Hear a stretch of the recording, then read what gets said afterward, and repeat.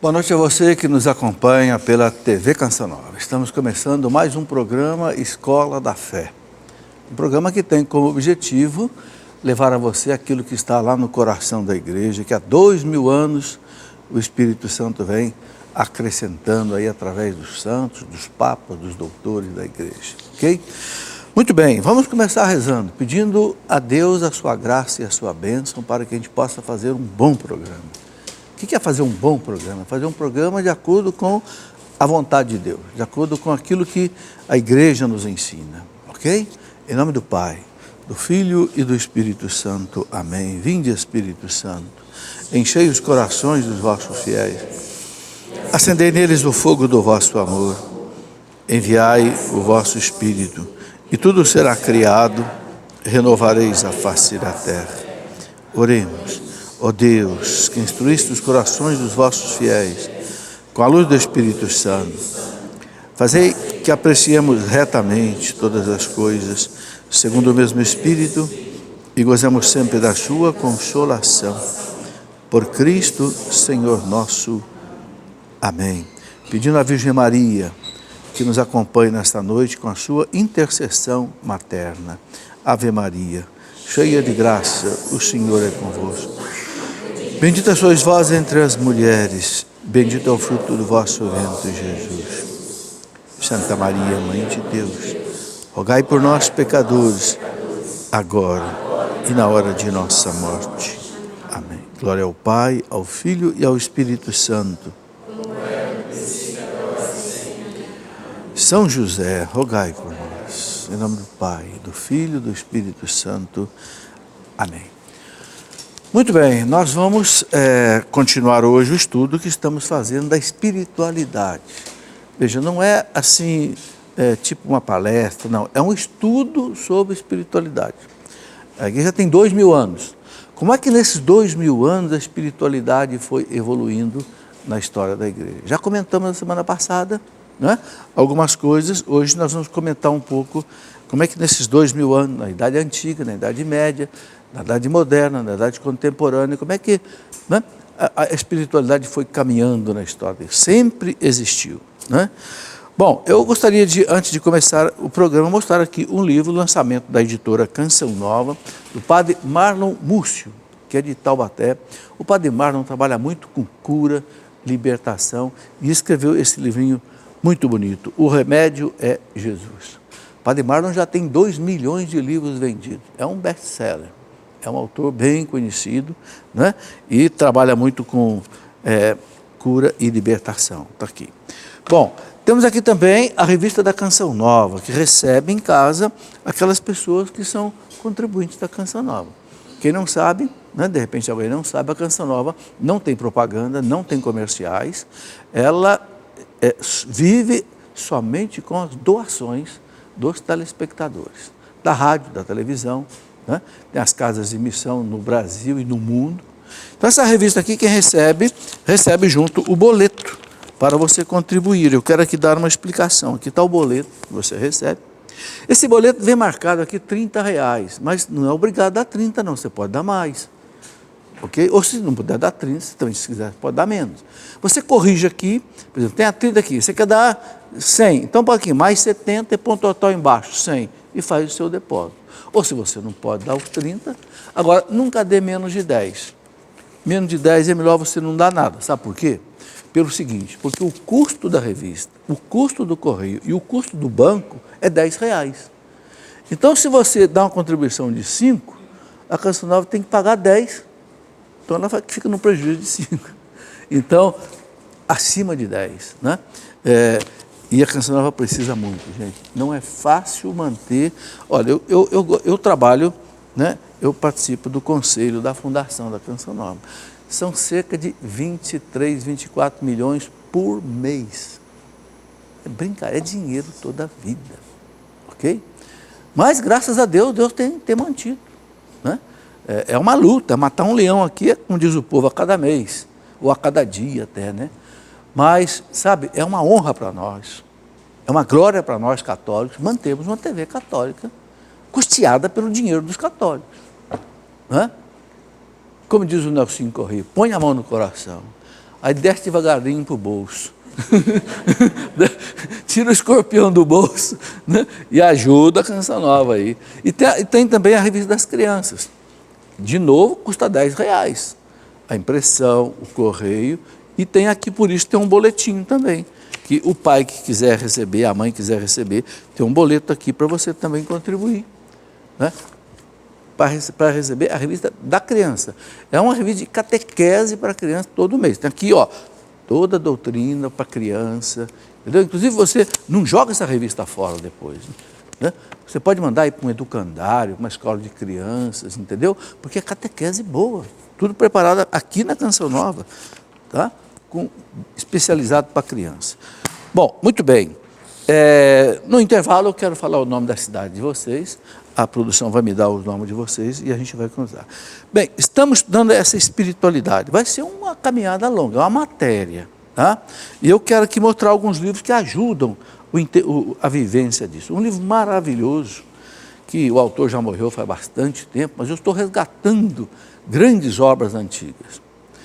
Bem-aventurados que têm fome. Fome de quê? Fome de Deus. Esse livro é uma maravilha, né? O Richard Graf é um padre alemão que já morreu há um bom tempo e que escreveu um livro maravilhoso. Esse livro foi assim esquecido, abandonado, né? Eu estou resgatando uns livros desses. Um outro desse tipo, também uma das coisas mais lindas que eu li ultimamente, o mistério da nossa conformidade com o Cristo. O que é espiritualidade? Espiritualidade é você viver em comunhão com Deus. O que Deus quer?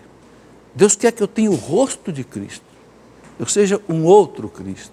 Então esse autor leva a gente pela mão, o mistério da nossa conformidade com Cristo. Como é que eu volto a ser a imagem de Cristo? Porque nós somos criados à imagem de Cristo. Quando a Bíblia diz que nós somos criados à imagem e semelhança de Deus, Deus que se fez homem é Jesus Cristo. O Tertuliano, que era um padre da igreja do século II, dizia assim, quando Deus criou Adão, ele olhava para Jesus. Só que o pecado original quebrou a imagem original de Jesus em nós.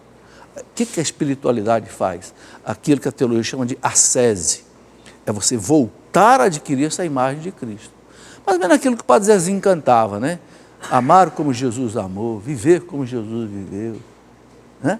Lembra dessa música do Padre Zezinho? É aquilo. Este autor aqui também já morreu bastante, J.L. Calles, um dominicano, né?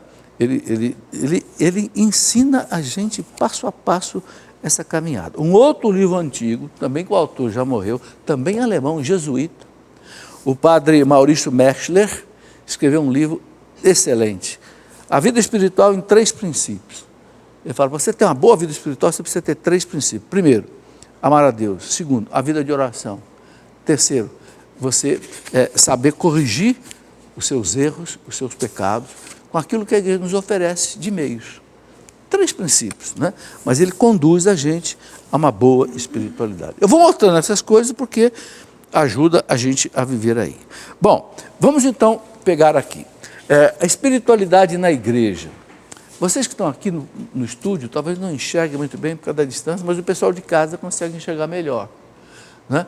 Então, isso aqui eu já passei no final da aula passada, eu vou retomar rapidamente só para ter uma sequência.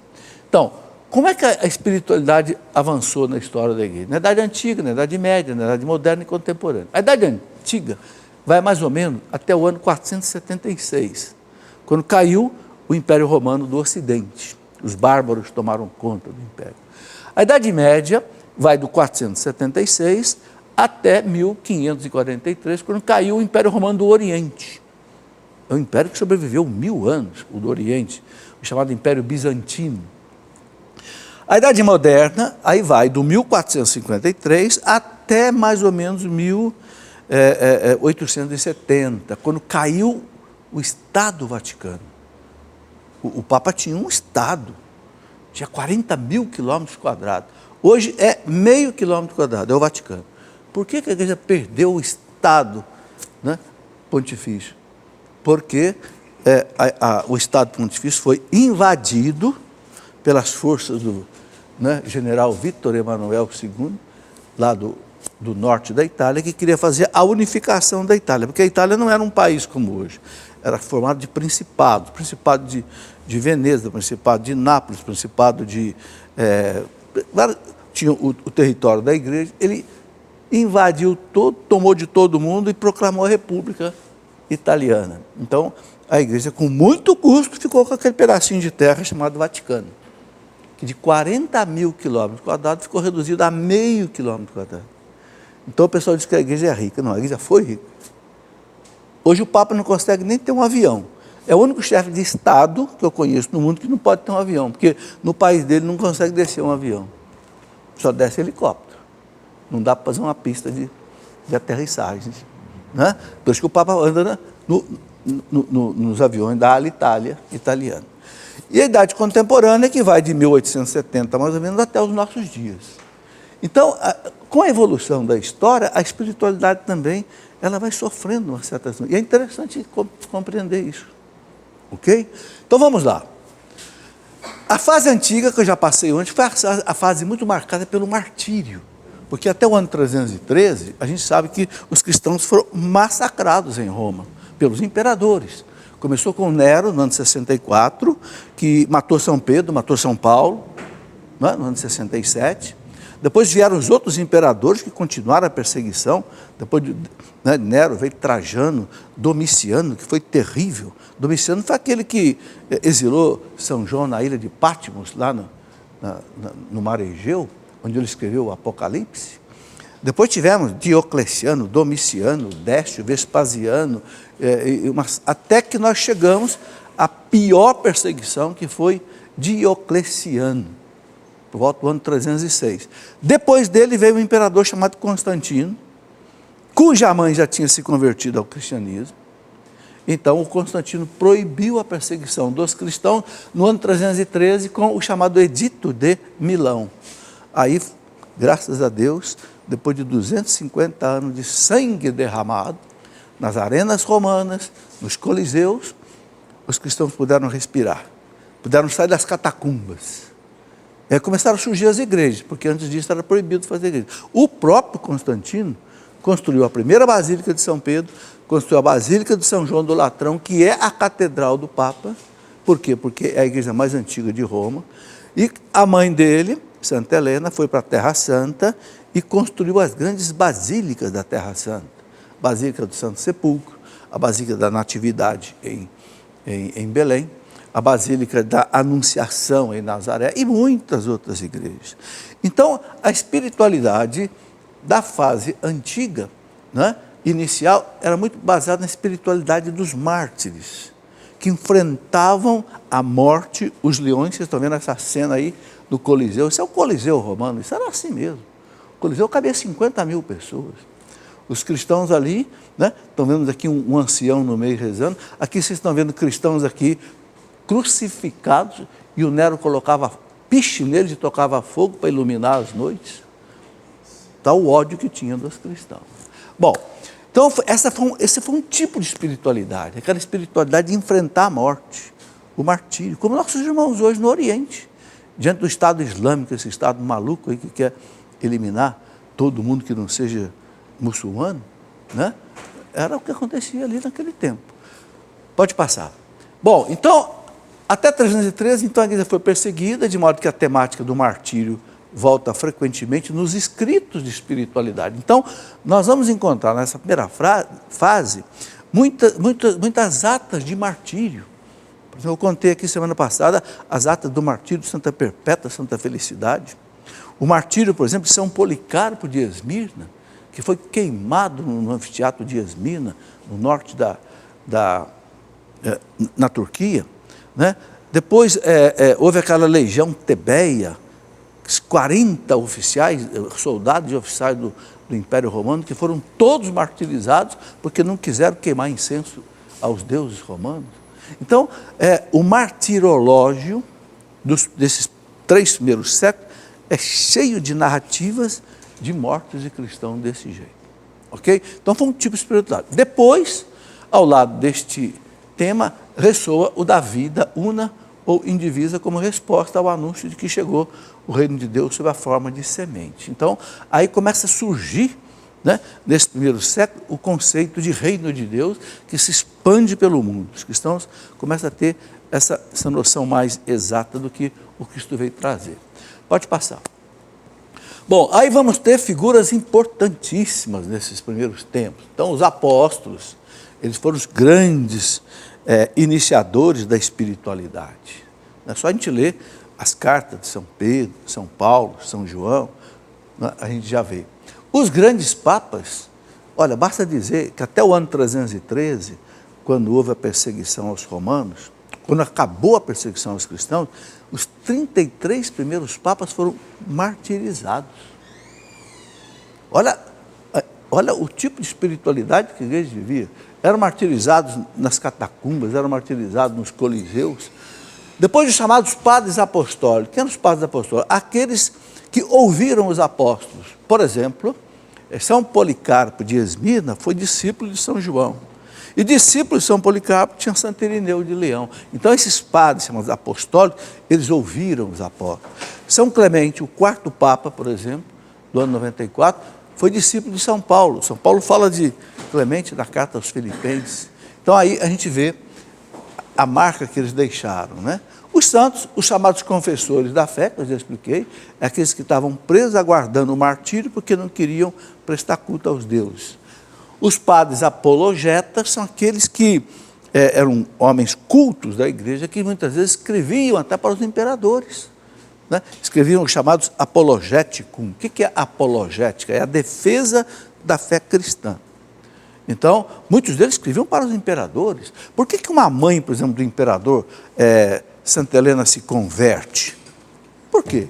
Porque o cristianismo foi entrando nos palácios, nos quartéis. Por que 40 soldados de Tebas, a tal legião tebeia, por que 40 foram martirizados? Soldados. Não é? Por quê? São Sebastião era um soldado, um capitão do exército romano. Porque o cristianismo foi entrando nos quartéis, foi entrando nos palácios, foi entrando na sociedade. Por quê? Porque os cristãos faziam apologética, ou seja, eles defendiam a fé cristã. E convertiam muita gente. Entenderam?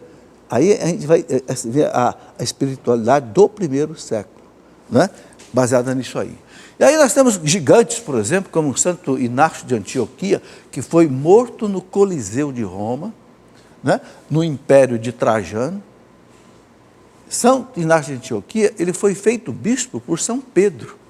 São Pedro saiu de Jerusalém, subiu para a Síria, na cidade de Antioquia, que era uma cidade muito importante, tinha 500 mil pessoas na época. Os apóstolos eram muito inteligentes, eles só iam para cidades importantes. Por quê? Porque eles sabiam que dali o cristianismo se irradiaria. Então, por isso que ele vai para Éfeso. Éfeso tinha 300 mil pessoas. Vai lá para Tessalônica, vai lá para Corinto, cidades grandes da época, né? E Santo Inácio de Antioquia foi preso em Antioquia, levado para Roma, e ele escreveu 7 cartas nesse trajeto, 7 cartas maravilhosas. É a primeira vez que aparece na literatura católica a expressão católica, Igreja Católica. Foi Santo Inácio de Antioquia, na carta que ele escreveu à comunidade de Magnésia, os cristãos da Magnésia. Aí, essas cartas, eu acho que tem até na internet.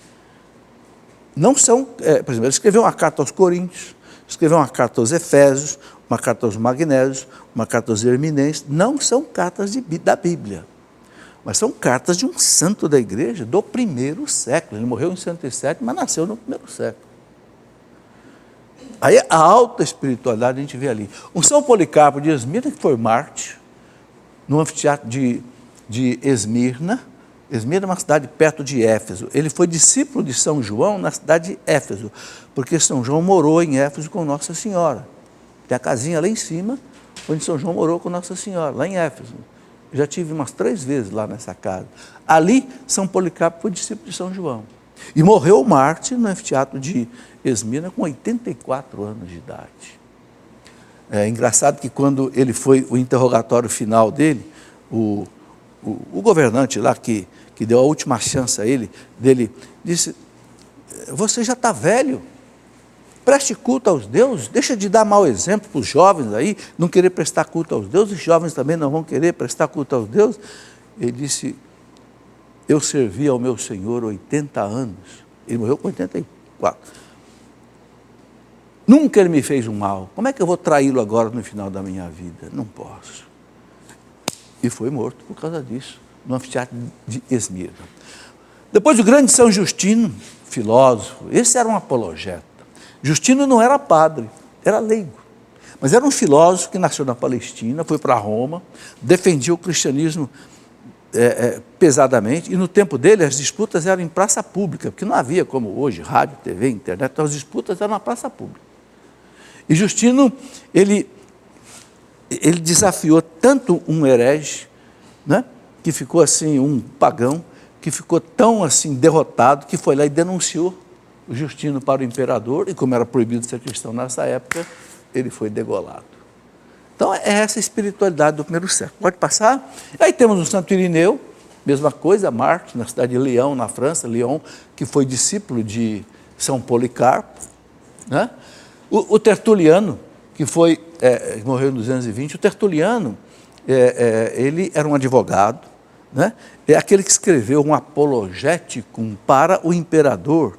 Esse cara escreveu para 2 imperadores, Marco Aurélio e Antonino Pio. É aquela frase que a gente ouve, vede como se amam. Essa frase não está na Bíblia, não está nos Evangelhos, não. É uma frase que está no Apologeticum, que o Tertuliano escreveu para um imperador terrível que massacrou os cristãos, chamado Marco Aurélio. Era um imperador estoico, né, da filosofia estoica. E ele escreveu para o mesmo imperador aquela outra frase, né? Imperador, não adianta o senhor matar os cristãos, porque o sangue dos mártires é semente de novos cristãos. Sanguis martyrum semen Christianorum. Escreveu em latim, não adianta. O senhor mata os cristãos aqui nas arenas de Roma, os romanos se convertem nas arquibancadas, porque eles sentem que tem alguma coisa extraordinária ali. Não é possível que esse povo morra nos dentes dos leões, cantando salmos, dando glória a Deus. Alguma coisa diferente acontece aí. E muita gente se convertiu, principalmente os escravos. Sabe por quê? É uma outra coisa muito interessante da espiritualidade do primeiro século. 2/3 de Roma eram de escravos. 1/3 só da população era de gente livre. Por que tinha tanto escravo assim? Porque antigamente não existia trabalho remunerado, como hoje, né? Carteira assinada, nada disso. Toda a família tinha escravo, não tinha empregado, tinha escravo. Porque escravo você comprava em praça pública. 30 moedas, você comprava um escravo. E levava, o escravo era seu. É como você compra uma galinha, um cachorro, não tinha vida. Mas o cristianismo chega em Roma e diz para o escravo assim, você não é uma coisa, não. Você é um filho de Deus. Levantou o escravo. Os escravos, por isso que pega uma santa felicidade escrava que morre por causa de Jesus Cristo. E não queima incenso aos deuses, não apostata de jeito nenhum.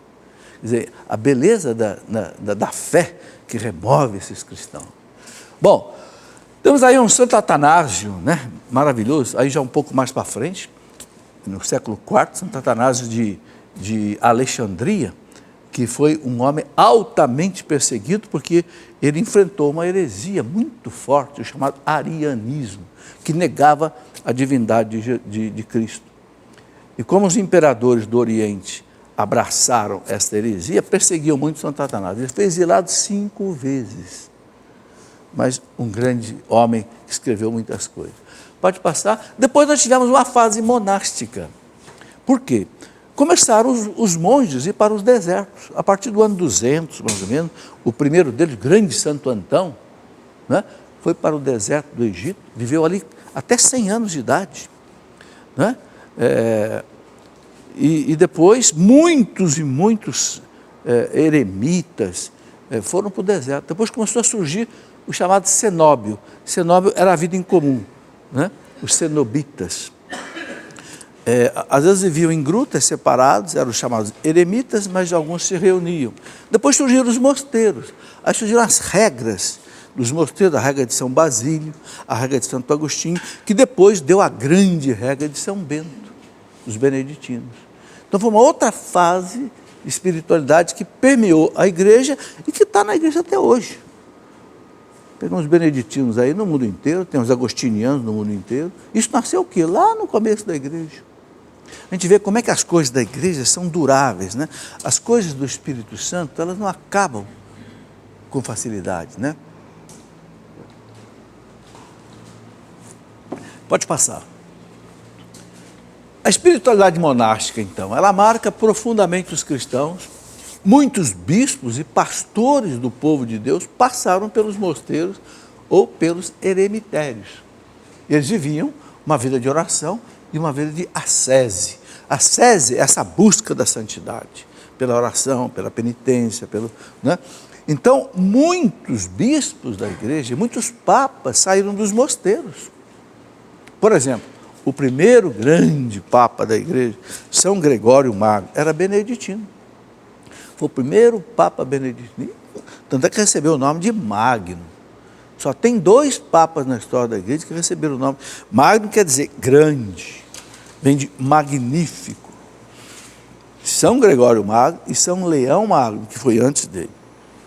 Muito bem. Aqui uma foto que mostra os cenóbios, aqui, não sei se dá para ver uns buraquinhos aqui nessas montanhas. Eram uma espécie de grutas que esses cenobitas moravam. E depois eles se reuniam também em alguns lugares, né? Aqui é um mosteiro já mais moderno, só para a gente ver uma evolução. Bom, ainda desses homens do deserto, que foram muito importantes para a igreja. Um São Pacômio, que viveu muito tempo lá nos desertos do Egito.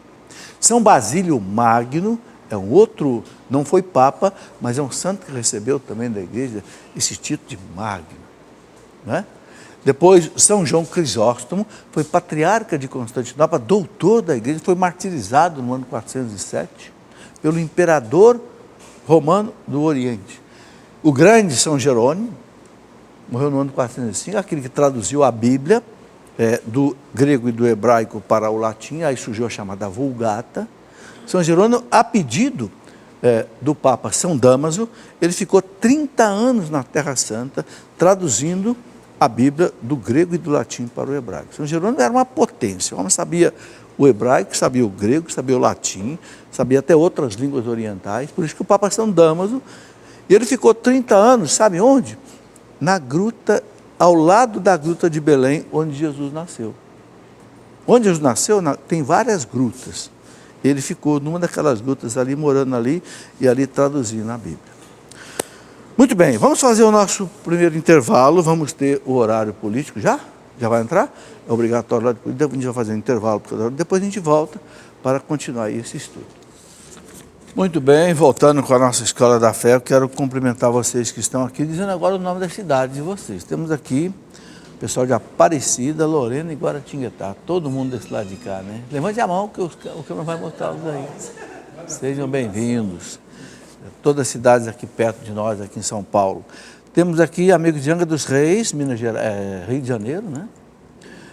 Aracaju, Sergipe, Mogi-mirim, São Paulo, Divino, em Minas Gerais, São Luís, no Maranhão, Alto Jequitibá, em Minas Gerais, São Miguel Paulista, São Paulo, Socorro, São Paulo, Itaperi, São Paulo, Indaiatuba, São Paulo e Roseira, São Paulo. Sejam bem-vindos. Hoje nosso estúdio aqui está com bastante gente. Se você quiser vir assistir o programa, pode vir, não precisa marcar nada, nem reservar lugar, nem comprar ingresso. Só chegar aqui e entrando aqui no estúdio Santa Clara. O programa agora começa às 8 horas, tem um intervalo 8h30 por causa do horário político, obrigatório, mas a gente continua o programa. Bem, eu quero fazer uma referência. Esse assunto que nós estamos vendo está ligado um pouco com a história da igreja. Então, eu queria mostrar aqui esses 2 livros de história da igreja, Idade Antiga e a Idade Média. São 3 livros que eu escrevi de história da igreja completa do curso que eu dou aqui dava aqui no Instituto de Teologia. O Idade Moderna e Contemporânea já está escrito, mas está sendo revisado para ser publicado. E aqui tem um curso de história da igreja de 100 horas, século por século. Ok? De entendimento da história da igreja. Esse é um curso sobre o catecismo da igreja, com 40 horas, explicando o catecismo, tudo em CD, não é DVD, é CD, só para você ouvir. Aqui um curso sobre família, de 25 horas, analisando tudo, desde o namoro até a viuvez. E aqui um curso sobre a Bíblia, explicando os 72 livros da Bíblia, um por um. É um curso de 100 horas. Veja, é um curso pesado, você fazer devagar, ok? Mas é o jeito da gente conhecer as coisas de Deus, não é? O Papa Paulo VI dizia assim, que a mediocridade ofende o Espírito Santo. Para a gente não ser medíocre, a gente tem que estudar as coisas da igreja, para não ficar falando bobagem, para não ensinar errado os outros, né? E até não mudar de religião. Tem muita gente que muda de religião porque não conhece a própria doutrina. Bom, vamos aqui continuando então, pode passar. Outros gigantes, né, desses primeiros séculos da igreja, da Idade Antiga, né? O Santo Agostinho, né? Santo Agostinho dispensa comentário. Até hoje, esse homem é uma referência na igreja, né? São João Cassiano também foi uma referência na igreja.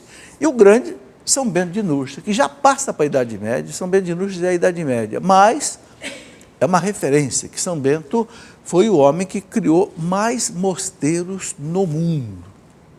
Uma coisa impressionante. Muitos papas foram beneditinos, muitos bispos beneditinos, né?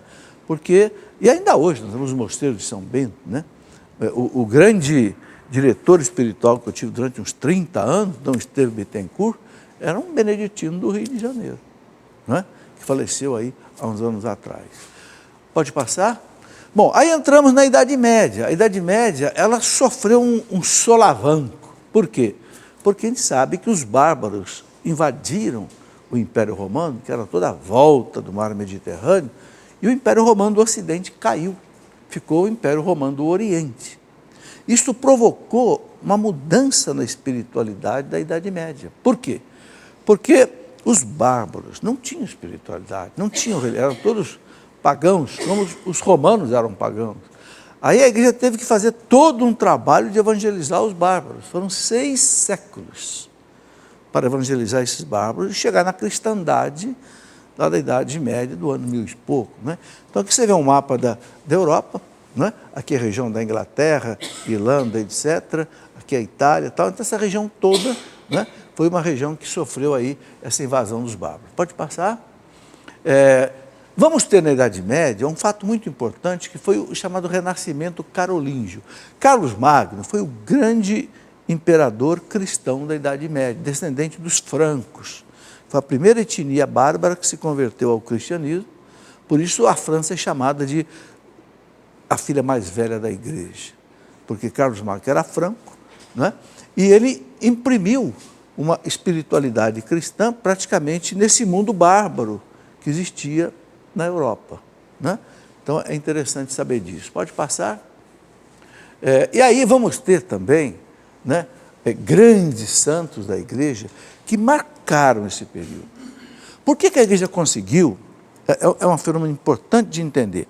Por que a igreja conseguiu, no meio aquele mundo bárbaro que derrotou o Império Romano? E vejam bem, precisa entender que os bárbaros não eram um povo só. Não, eram muitas etnias diferentes. Tinham bárbaros que desceram lá da Inglaterra, né, os chamados celtas. Outros vieram lá da região lá da Escandinávia, da Noruega, tal, eram os saxões, né?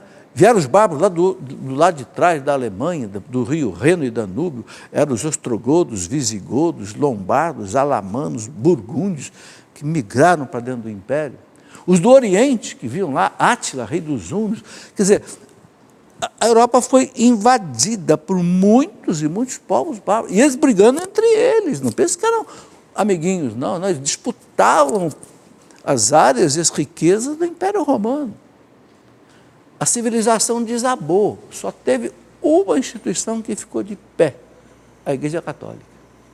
E por que a igreja ficou de pé? Aqui a gente vai entender, porque a igreja tinha os papas. Até o ano 476, quando Roma caiu, a igreja já tinha tido mais de 50 papas. E os papas não tinham medo de nada, nem da morte, nem de martírio, nem dos bárbaros. Então foram começar a enfrentar os bárbaros. Os monges, os bispos, né, começaram a evangelização dos bárbaros. E aí vamos ter grandes gigantes na espiritualidade. Por exemplo, São Leão Magno, que foi papa de 440 até 461. Para vocês terem ideia da grandeza desse homem, foi aquele que enfrentou Átila, rei dos hunos, na porta de Roma. Átila era um daqueles bárbaros que vieram lá do Oriente, né? Os hunos. Os historiadores diziam que Átila era o flagelo de Deus. Por quê? Porque quando o homem chegava, ele destruía tudo. Saqueava, queimava, matava e tomava posse. Quando o cavalo do homem pisava, não nascia mais grama. Olha a imagem que ficou desse homem. Eu acho que ele cavalgava cavalo de fogo, né? Pois bem, esse homem chegou na porta de Roma para destruir Roma. O imperador, deu no pé. Roma não tinha caído ainda, hein? Notem que ele morreu em 461, Roma caiu em 476. Roma não tinha caído. Mas o imperador fugiu de Roma, foi lá para o norte da Itália, na cidade de Ravenna. Quem foi enfrentar Átila, rei dos Hunos? Foi São Leão Magno. E sabe como é que ele foi enfrentar? Com ostensório na mão, com Cristo, montou no cavalo, com os padres dele, os bispos, foram enfrentar o exército de Átila. E que coisa impressionante que os historiadores contam. Átila conversou com São Leão Magno no meio do rio, os dois a cavalo, ninguém sabe o que aconteceu. Átila fez meia volta e sumiu com a turma dele.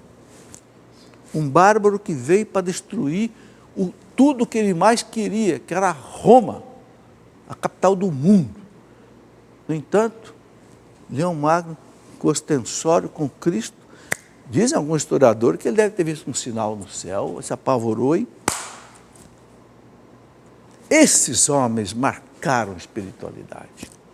A editora Paulus está publicando a chamada patrística. São esses grandes padres. Patrística vem de padres. É a patrologia que estuda a patrística, os santos padres. Então, a Paulus está publicando, já publicou mais de 30 volumes, desses grandes homens que eu vou citar aqui. Para vocês terem ideia, o que esses homens deixaram de escrito são mais de 600 obras. Mais ou menos do século I até o século VIII, VII.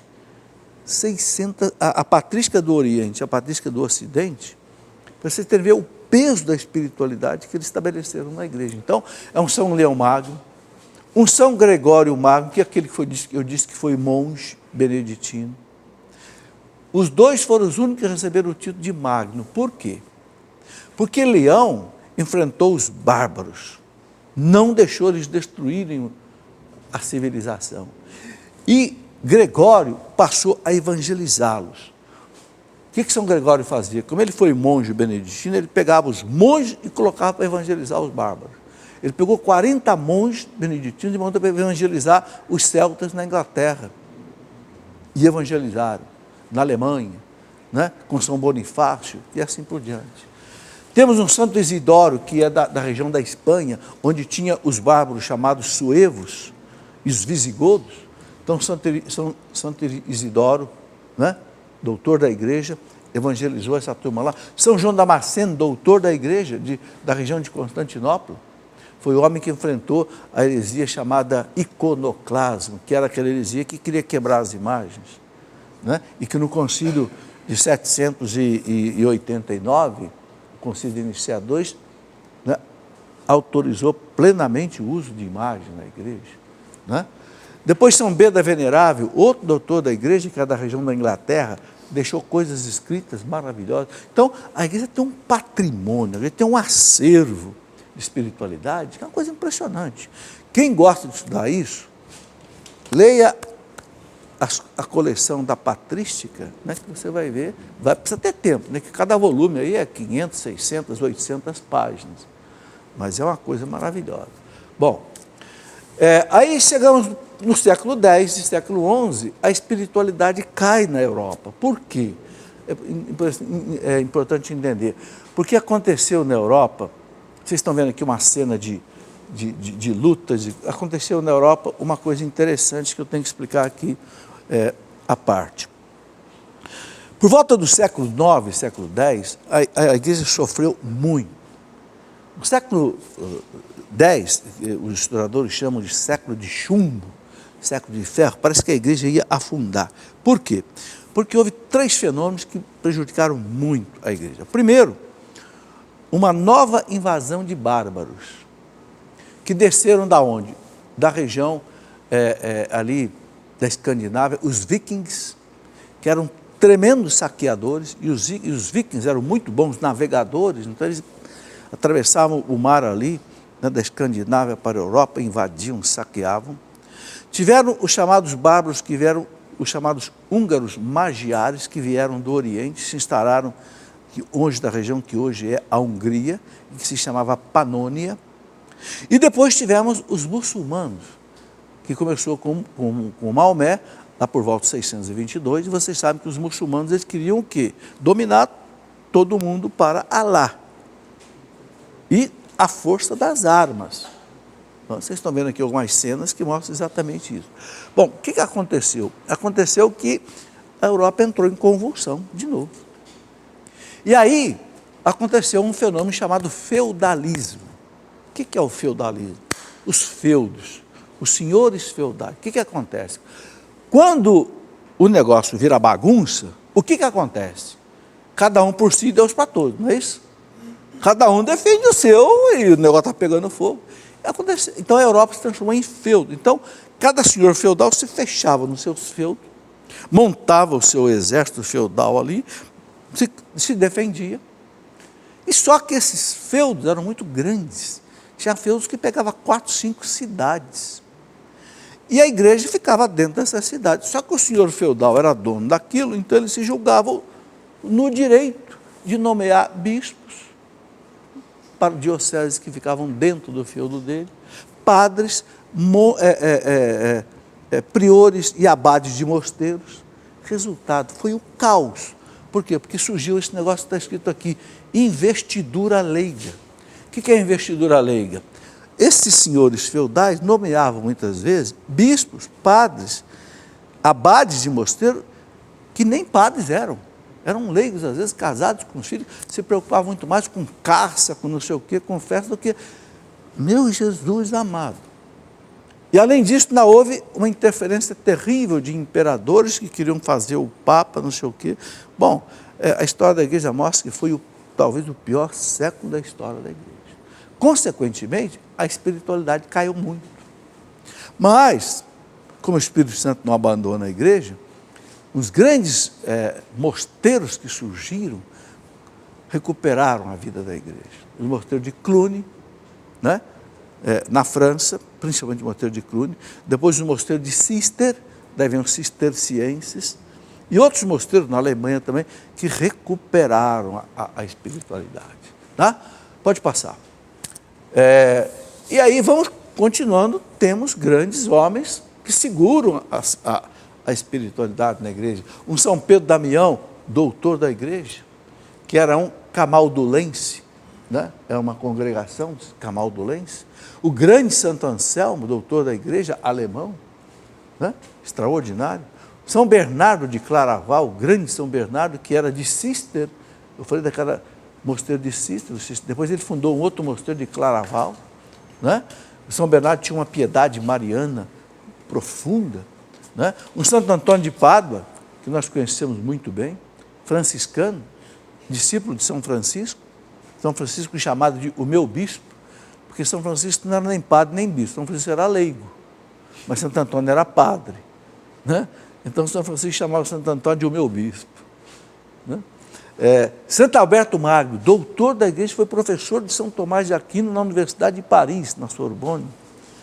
Esses gigantes da Idade Média estabeleceram uma nova espiritualidade que superou a fase dos anos 900 a 1000, o século X, que foi um século muito difícil para a igreja. Para vocês terem ideia, aí precisa fazer um curso de história da igreja para entender isso com detalhe. Para vocês terem ideia, no século X, 5 papas foram assassinados. Por quem? Por gente da própria igreja. Por que acontecia isso? Elegia um papa legítimo, mas aquelas famílias que queriam fazer o papa, dentro daquele conceito de investidura leiga, os Médici, os Corsini, os não sei o quê, às vezes envenenavam o papa legítimo para eleger um outro papa. Tudo isso aconteceu na história da igreja. Jesus Cristo guia a igreja, e a igreja nunca será vencida, mas Jesus Cristo tem que suportar nossas misérias, né? E através da nossa miséria, ele vai construindo o reino dele. É um mistério. Mas passou. Vieram esses gigantes, né? E o Espírito Santo, ele sempre faz isso, né? Por exemplo, nos últimos tempos, nós vimos a beleza da renovação carismática católica, né? que eu participo dela há mais de 40 anos, a renovação levantou a igreja.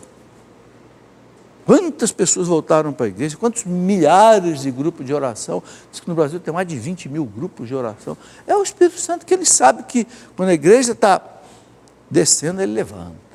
E levanta através de quem? De pessoas. Pessoas santas. Pega um padre Jonas da Bíblia, deixa aí e faz uma canção nova. Pega um padre Eduardo, faz no século XXI. Né? Pega lá gente, quantos leigos aí fundando comunidades, mais de 500 comunidades no Brasil. Graças a Deus. Quer dizer, é a história da igreja. Né? Muito bem, vamos lá.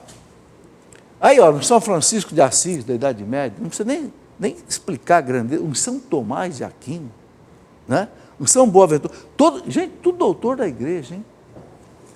São Francisco não, São Tomás, doutor da igreja, São Boaventura, né? Que foi discípulo de São Francisco, doutor da igreja, São Domingos de Gusmão, o grande São Domingos, que fundou a ordem dos dominicanos. Por que ele chamou de dominicanos? No latim é Domini Canis, que quer dizer,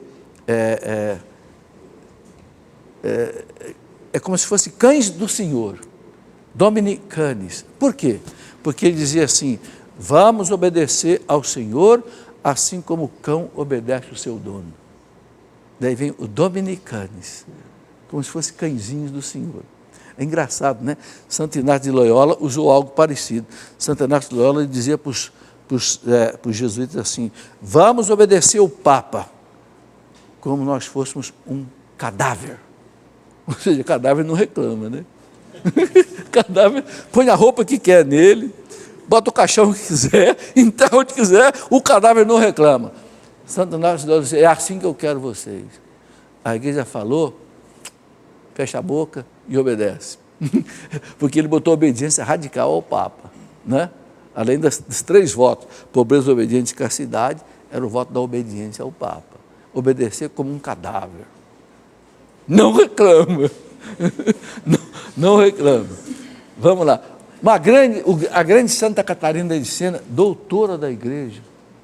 E olha que coisa belíssima, gente. Santa Catarina de Sena, intervalo, eu vou só fechar aqui, nós já fazemos. Santa Catarina de Sena era analfabeta, mas era mística. Nesse período aqui, os papas estavam 70 anos na França, subjugados ao rei francês. Santa Catarina de Sena foi lá e disse para o Papa Gregório XII, santidade, volte para Roma, porque sabe por quê? Porque eu estou sentindo o odor fétido do inferno aqui na sua corte. É mole? Uma freirinha de 30 anos chegando no Papa e diz, Papa, cai fora daqui, o senhor está no meio do inferno. E o Papa fez a malinha dele da França, ó, lá do Palácio de Avignon, na França, e se mandou de volta para Roma. Olha como é que o Espírito Santo age. Ninguém conseguia tirar o Papa dali. Foi a Santinha lá e tirou. Ela e Santa Brígida, que foi junto com ela. As duas, uma da Suécia, outra da Itália. Né? Já que os cardeais não conseguiram, os príncipes não conseguiram, o Espírito Santo mandou 2 santinhas lá e levaram o Papa de volta para Roma. Está aí, é a história da igreja. Vamos fazer um intervalo novamente e já voltamos aí para completar mais um bloco do programa. Muito bem, antes de continuar o nosso estudo, eu tenho aqui um aviso importante. Kairós, Família em Pé.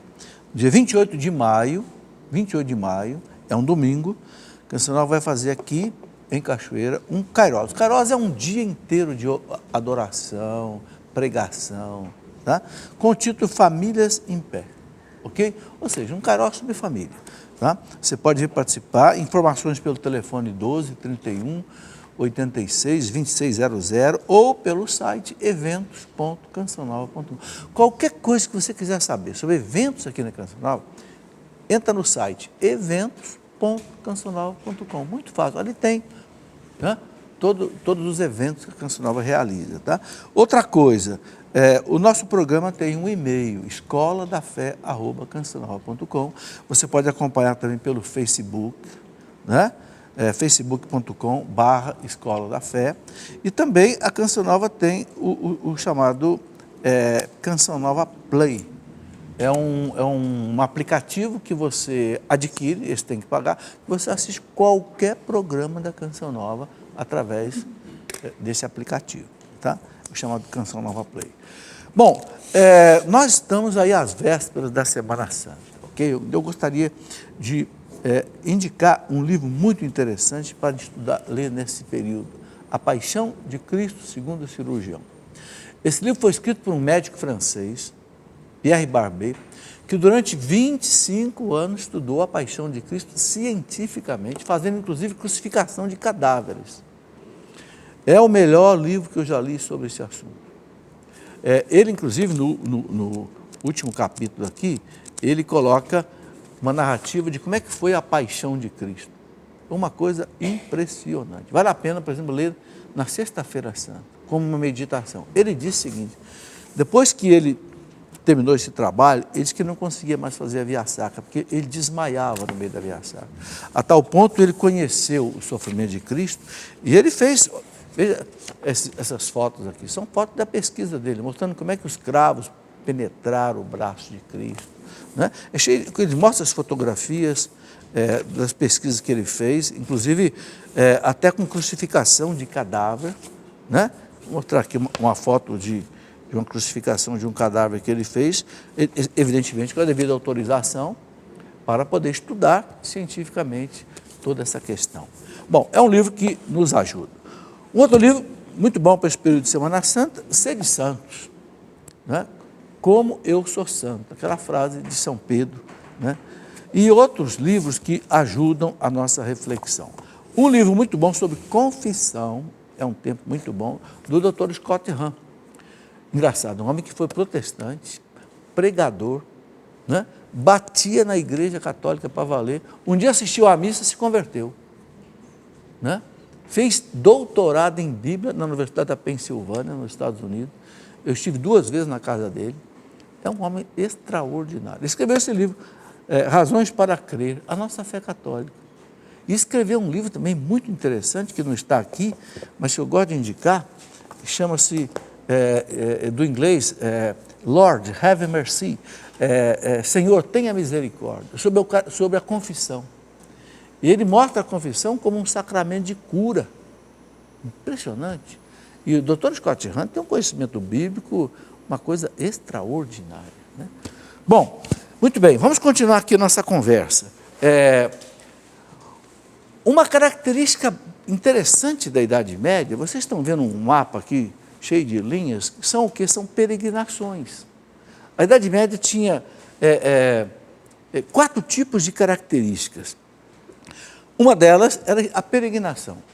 O pessoal saía muito da Europa, ia para a Terra Santa, visitar o quê? O Santo Sepulcro. Por isso que aconteceram as cruzadas. Porque quando os muçulmanos dominaram a Palestina e começaram a destruir os lugares sagrados da Palestina, que a mãe do imperador Constantino tinha construído, que eu falei lá, lembra, no ano 300 e pouco? A Europa já era cristã e se revoltou. Então surgiu um exército na Europa, cristão, convocado pelo Papa Urbano II, no concílio francês de Clermont, para recuperar o Santo Sepulcro, que estava sendo destruído. Por quê? Porque era o ponto mais importante de peregrinação dos cristãos. E aí surgiram também os cavaleiros, né? Por exemplo, os cavaleiros templários, os cavaleiros teutônicos, os cavaleiros de São João, hospitalários. O que eram esses cavaleiros? Esses cavaleiros da Idade Média eram uma forma de espiritualidade, eram jovens que eles faziam um voto de pobreza, obediência e castidade, mas não eram padres. Eram cavaleiros, ou seja, eram uma espécie de um monge armado, um monge a cavalo. Para quê? Para defender os peregrinos que iam à Terra Santa, para não serem assaltados, não serem mortos. Aí surgiu a ordem dos templários. Por que essa palavra templários? Porque eles moravam ao lado do templo de Jerusalém. Né? Quando os cruzados dominaram Jerusalém, né? Ao lado do templo havia algumas instalações que eles deram para esses cavaleiros templários. Por quê? Porque eles protegiam os cristãos. Né? Daí surgiram os templários, teutônicos, etc. Então, nós temos aí.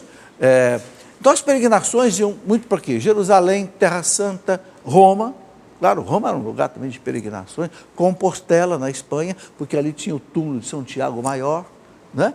E qual era o sentido da peregrinação? O sentido espiritual. Primeiro, a peregrinação significa o seguinte: eu estou caminhando nessa vida para o céu.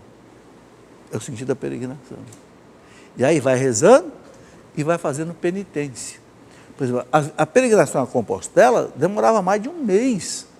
Você caminhando, às vezes, um mês, porque saía, às vezes, da França, batia na Espanha, dormindo nas pousadas e caminhando durante o dia. Então, era uma peregrinação, uma espiritualidade de oração, penitência e também de caridade. Faziam muitas caridades pelo caminho e também recebiam caridade por onde eles passavam, né?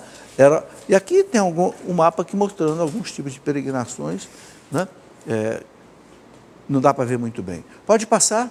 Bom, aí surgiu o culto das relíquias, era outra forma de espiritualidade muito forte na Idade Média. Tanto é que houve muitas relíquias falsas. A cruz de Cristo, por exemplo, foi toda picada. Por quê? Porque todo mundo queria um pedaço.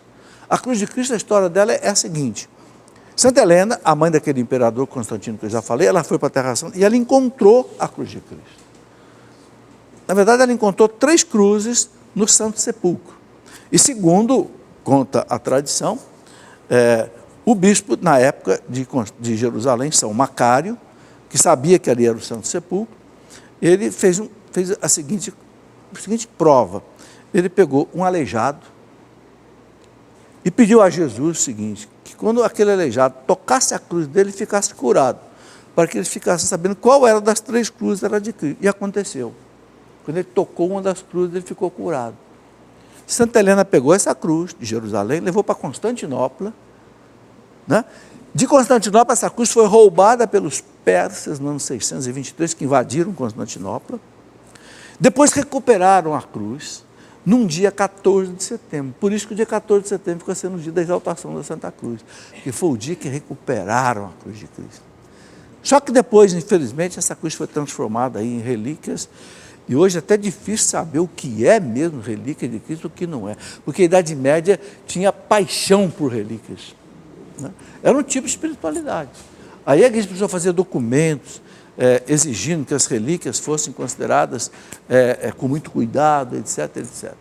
Bom, tivemos as cruzadas, que eu já expliquei, né? Aqui vocês estão vendo uma foto, né, que mostra aí um cruzado com a cruz, né? Cruzado porque eles usavam uma cruz, né? Usavam uma roupa, uma túnica branca e a cruz, né?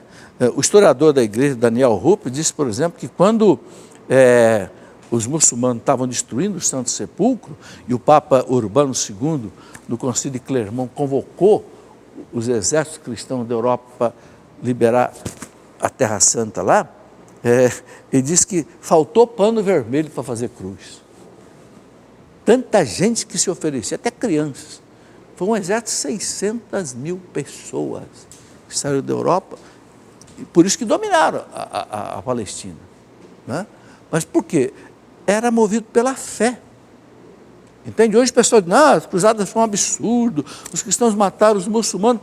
Espera aí, a igreja na época considerava legítima defesa. O Santo Sepulcro era da igreja, a maior relíquia do cristianismo. Aí vai lá destruir o Santo Sepulcro, então a igreja foi legítima defesa. Claro que naquele tempo, gente, não havia a diplomacia que tem hoje. Uma ONU, os diplomatas, os embaixadores. Não, naquele tempo a coisa era aqui, ó, no pau, na guerra. Não tinha lero-lero, não tinha conversa. Por quê? Porque nós não tínhamos nem meio de comunicação. Hoje as pessoas conversam por telefone, por rádio, né? Naquele tempo não tinha jeito do cara mandar um... Então, o que acontecia? Os confrontos, infelizmente, eram os meios de solução. A humanidade foi evoluindo. Hoje, agora é impressionante que hoje, com toda a tecnologia que nós estamos aí cheios de guerra no mundo, né? Quer dizer, então, a gente não pode apontar o dedo sujo de sangue para os outros, né? De manhã, a Síria, essa semana, né? Mataram uma porção de gente com guerra química. Gente, guerra química é proibida pela ONU, pelos todos os tratados convencionais. Crianças morrendo sufocadas com produtos químicos. Quer dizer, no século XXI. Bom, vamos em frente. Aí eu já falei das ordens militares que surgiram, os templários, os hospitalários. Qual era a mentalidade desse grupo? São Francisco de Assis queria ser cavaleiro. Só que depois ele teve aquela conversão dele, ele deixou. Mas eram monges armados que defendiam os cristãos. Ok? Naquele tempo era esta a mentalidade. Nós não podemos querer julgar com a cabeça do século XX. Vamos lá. Aí surgiram as famosas ordens mendicantes, que trouxe uma espiritualidade muito bonita à Idade Média. São Francisco de Assis, São Domingos de Gusmão, os camilianos e os agostinianos. Eram monges. Por que surgiram essas ordens mendicantes? A igreja, nessa época, a partir do ano 1200, 1300, a igreja ficou muito forte. Passou aquela época da investidura leiga, passou a época dos bárbaros, a igreja ficou muito forte. Aí começou, vocês sabem, né? Onde existe poder, onde existe riqueza, começa a haver decadência. E houve realmente muita decadência na igreja.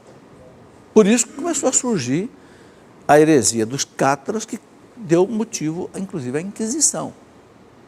Mas aí, olha como que o Espírito Santo suscitou a reforma da igreja.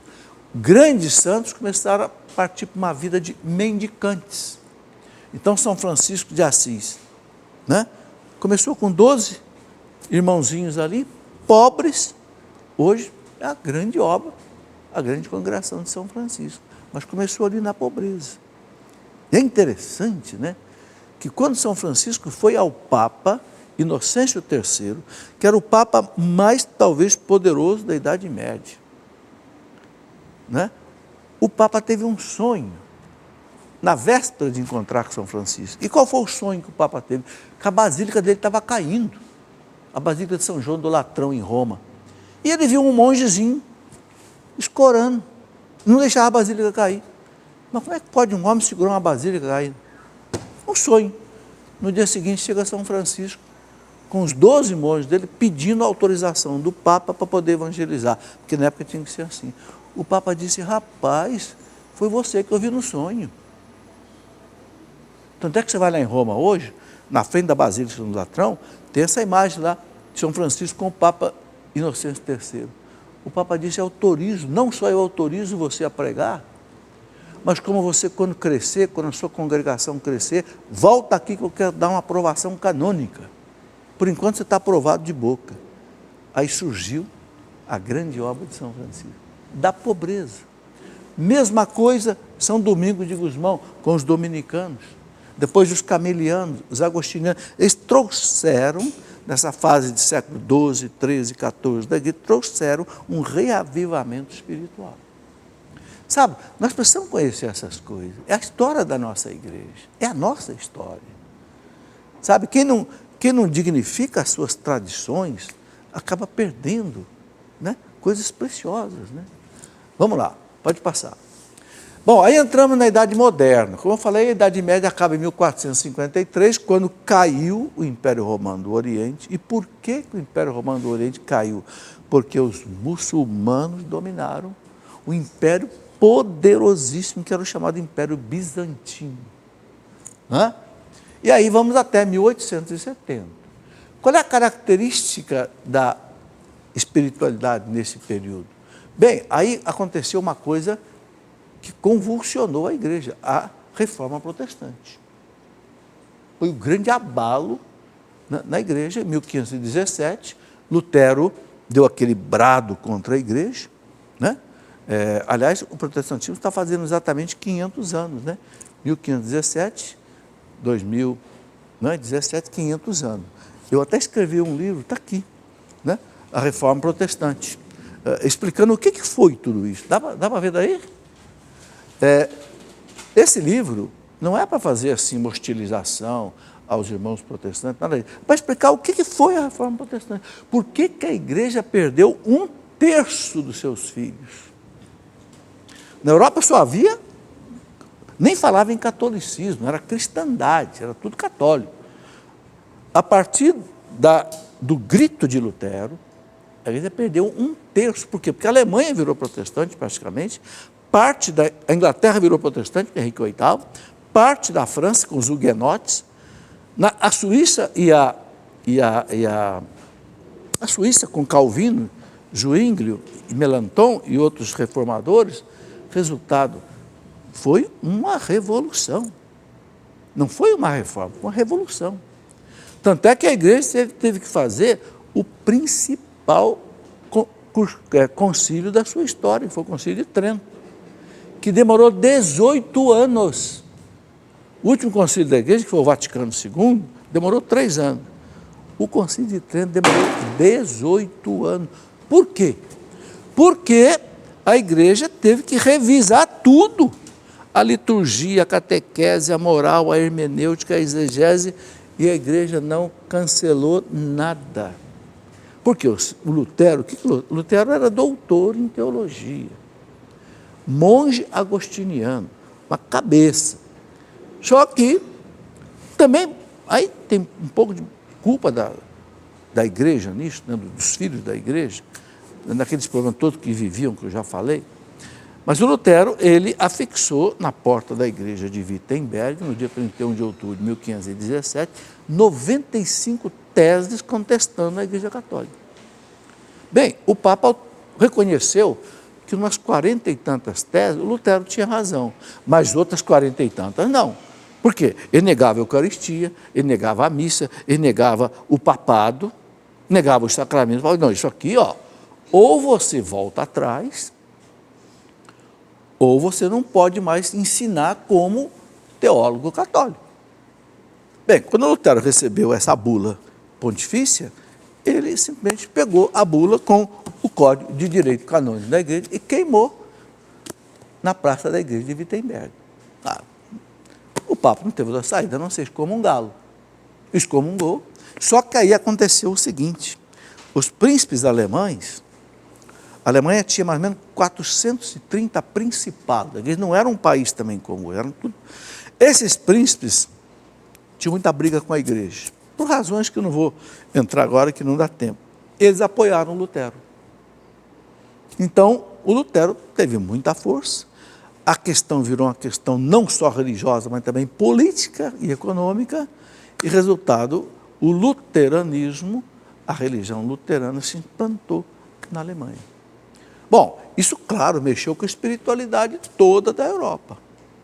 Foi um pandemônio. O Lutero casou com Ana Bora, que era o quê? Era uma ex-freira, que saiu num mosteiro católico, virou protestante e casou com Lutero.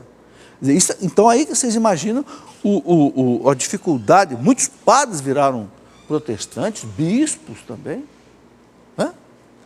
Porque foi uma convulsão. Então, a Idade Moderna começou. Agora, aí a igreja teve uma reação. Qual foi a reação da igreja? O Concílio de Trento. E quem aplicou o Concílio de Trento com muita força foi São Inácio de Loyola. Aquele que eu disse a vocês que queria os seus jesuítas como cadáveres, obedecer ao Papa como um cadáver. Por quê? Porque a grande luta do Lutero era contra o Papa. Né?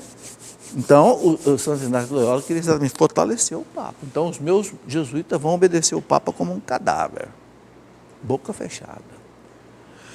Bom, chegamos ao final do programa, a produção já está me avisando aí, mas nós vamos continuar na semana que vem. Temos ainda a história moderna, o tempo da história moderna, depois contemporânea. A gente, se Deus quiser, completa isso na semana que vem. A televisão não pode fugir do horário, porque já tem outro programa para entrar no ar atrás, ok?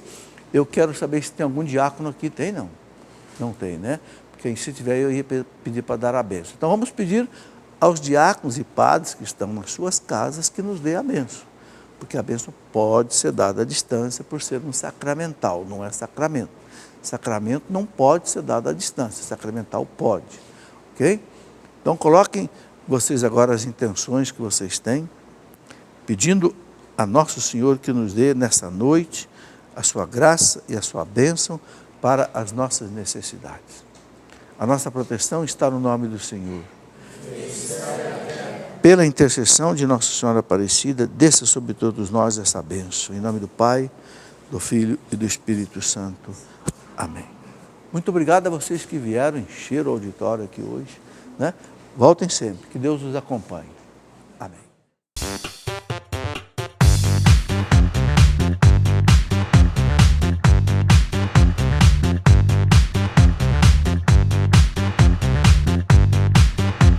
CançãoNovaPlay.com. Assine já!